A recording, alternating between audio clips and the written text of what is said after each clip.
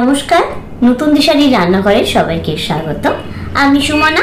আজকে আমি আপনাদের সামনে ঝিঙে আলু পোস্ত রেসিপি এনেছি। বাঙালি ঝিঙে আলু পোস্ত ভালোবাসে না, এটা কিন্তু খুবই কম পাওয়া যায়। আজকে আমি আপনাদেরকে যেভাবে ঝিঙে আলু পোস্ত রেসিপি দেখাবো, যদি আপনারা এভাবে করতে পারেন এই টেস্টটা কিন্তু দুর্দান্ত হয়।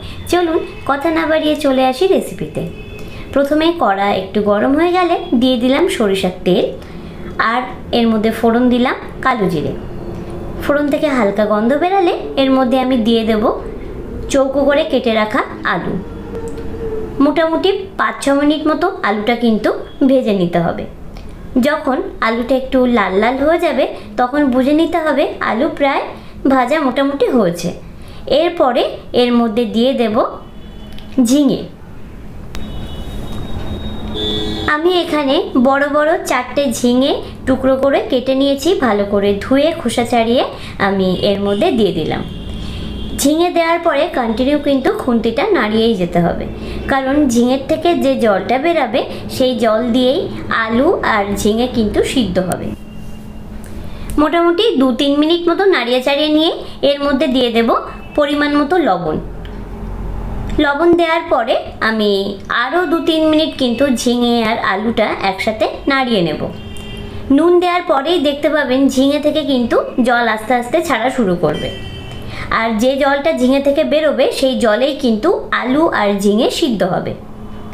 এবার গ্যাসের ফ্লেমটা কিন্তু একদম আস্তে দিতে হবে, তা না হলে ঝিঙে থেকে যে জল বেরোবে সেই জল খুব তাড়াতাড়ি বাষ্প হয়ে যাবে আর আলুটা কিন্তু সিদ্ধ হবে না।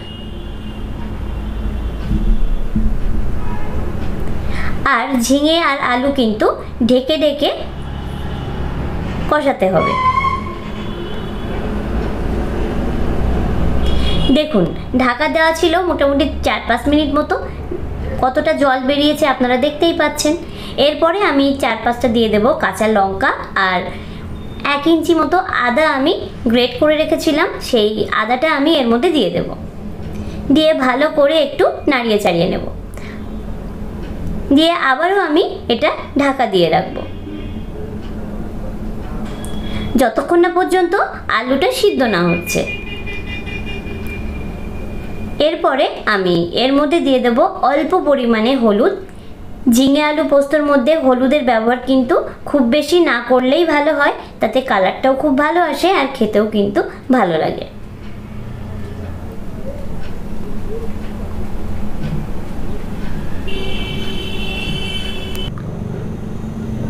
এরপরে আমি ঝিঙে আলুটা ঢেকে রাখবো যাতে আলুটা সিদ্ধ হয়ে যায়, আর এর মধ্যে আমি পোস্তটা বেটে নেব। আমি 2 চামচ নিয়েছি পোস্ত। যত বেশি পোস্ত দেবেন তত কিন্তু এর টেস্টটা দারুণ আসে, তো মোটামুটি 2 চামচ নিলেই যথেষ্ট। পোস্তটা মোটামুটি বেটে নেব, একটু খিচখিচ থাকবে সেরকম, খুব মিহি পেস্ট কিন্তু আমি পোস্তর করব না। আমি শিলপাটাতে পোস্তটা কিন্তু বেটে নেব। শিলপাটায় পোস্ত বাটলে খুব সুন্দর কিন্তু মশলাটা বাটা হয়। আপনারা চাইলে মিক্সচার মেশিনেও কিন্তু বেটে নিতে পারেন।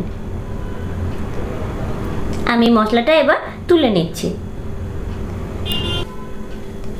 ঢাকনাটা খুলে একটু চেক করে দেখে নেব আলু সিদ্ধ হয়েছে কিনা। মোটামুটি আলু কিন্তু সিদ্ধ হয়ে গেছে। এরপরে যদি মনে হয় আলুটা সিদ্ধ হয়নি, আপনারা কিন্তু এই অবস্থাতেও জল দিয়ে নিতে পারেন, তবে জলটা পোস্ত দেওয়ার আগে দিতে হবে। পোস্ত কিন্তু সবার পরে দেব, মোটামুটি নামানোর 1-2 মিনিট আগেই দিয়ে দিতে হবে পোস্ত। খুব আগে পোস্ত যদি আপনারা এই ঝিঙে পোস্তর মধ্যে দেন তাহলে কিন্তু পোস্তর যে এক্সট্রা গন্ধ থাকে সেটা কিন্তু একদমই চলে যাবে, আর এর টেস্টটাও কিন্তু অনেকটাই কমে যাবে। আর আমার অল্প একটু জল দেওয়ার প্রয়োজন ছিল, কারণ আলুটা একটু সিদ্ধ হওয়ার বাকি ছিল। মোটামুটি হয়ে এসছে, আলু সিদ্ধ হয়ে গেছে। এরপরে আমি এর মধ্যে দিয়ে দেব বেটে রাখা পোস্ত।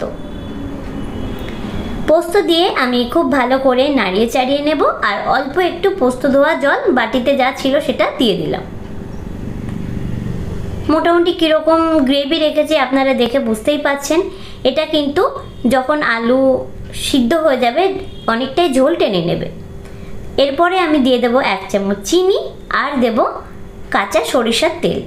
এই কাঁচা সরিষার তেল এই ঝিঙে আলু পোস্তর মধ্যে দিলে অসাধারণ একটা স্মেল বেরোয়, সেটা কিন্তু দুর্দান্ত লাগে খেতে। গরম ভাতের সাথে এই ঝিঙে আলু পোস্ত কোনো কথা হবে না। যদি আপনারা রুটির সাথে খেতে চান সেটাও খেতে পারেন, পরোটার সাথেও কিন্তু দুর্দান্ত লাগে। আমার ঝিঙে আলু পোস্ত একেবারেই রেডি হয়ে গেছে। আপনারা যদি চান এই অবস্থাতেও কিন্তু গ্যাসের ফ্লেমটা অফ করে দিতে পারেন। গ্রেভিটা একটু থাকলেও ভাতের সাথে কিন্তু দারুণ লাগে। আর যদি মনে করেন এর থেকেও একটু শুকনো খাবেন, তাহলে গ্রেভিটা একটু শুকিয়ে নিতে হবে। আমি একটু শুকনো খেতেই ভালোবাসি, ওই জন্য গ্রেভিটা একটু শুকিয়ে নিয়েছি, আপনারা দেখে বুঝতেই পারছেন। সার্ভিং প্লেটের মধ্যে আমি ঝিঙে আলু পোস্তটা সার্ভ করে দেখাচ্ছি। দেখুন কতটা সুন্দর দেখতে হয়েছে। আপনারাও কিন্তু বাড়িতে এভাবে ঝিঙে আলু পোস্ত করতে পারেন, এর স্বাদ কিন্তু অসাধারণ হয়। ভাতের সাথে এর জুড়ি মেলা ভার। যাই হোক, বেশি কথা বললাম না। যদি আমার এই রেসিপিটা আপনাদের ভালো লেগে থাকে তাহলে অনুরোধ জানাই চ্যানেলটাকে সাবস্ক্রাইব করে পাশে থাকা বেল আইকনটা প্রেস করে দেবেন। যখনই নতুন নতুন ভিডিও আমি আপলোড করব সবার আগে দেখতে পাবেন। সবাই ভালো থাকবেন, সুস্থ থাকবেন। নমস্কার।